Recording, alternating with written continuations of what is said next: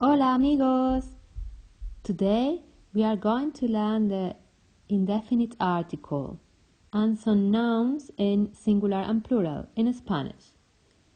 Hoy vamos a aprender el artículo indeterminado y sustantivos singular plural.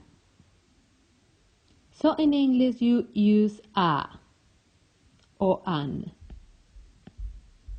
And in Spanish this is femenino singular una. Femenino plural unas. Masculino singular un. Masculino plural unos. Actually, this una and this un is a or an. And these unas and unos sometimes is some or any.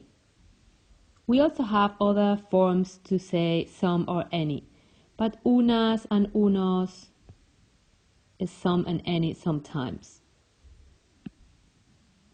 Let's gonna put some nouns. Por ejemplo, una chica, a girl. Unas chicas, some girls. Remember, we use the s to do the plural. Masculino, un chico, a boy. Unos chicos, some boys.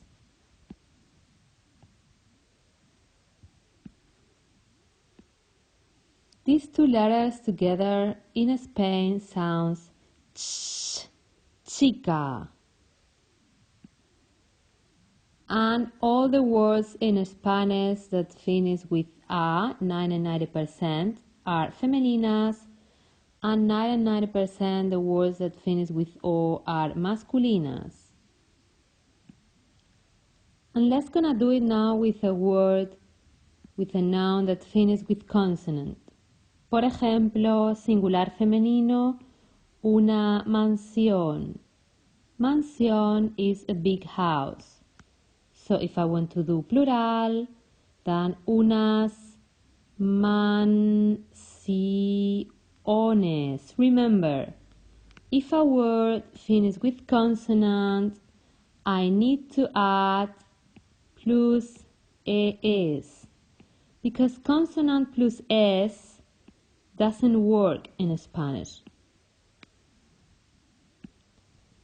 Masculino singular. Por ejemplo, un pastel, a cake. Plural, plus es, unos pasteles. Again, I have to add es because the word finishes with consonant. Eso es. That's it. In another chapter, we are going to learn some rules to identify when the nouns are femenino and when are masculino.